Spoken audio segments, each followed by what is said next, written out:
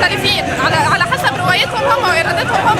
ناس اكنها عايشه في عالم موازي، عماله تستنزف مشاعرها فيما يسمى بعيد الحب، واكنهم قاعدين بره خالص التاريخ وبره الاحداث. وناس الاحمر عندها يساوي الدماء ويساوي البذل والتضحيات في لحظات فارقه من تاريخ الامه.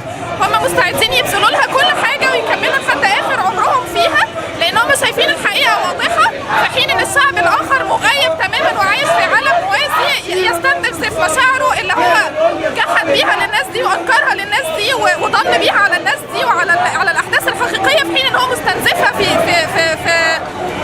وهم كبير الحكومه قادره يعني وحابه تعيشه فيه وتكمل فيه على الخط ده. طيب رسالتك ايه للسيسي فيما يسمى بعيد الحب؟ رسالتي الدائمه ان الناس دي مكمله، الناس دي عارفه طريقها كويس قوي، اللي يعرف الحق معرفه يقينيه زي ما احنا شفناه كده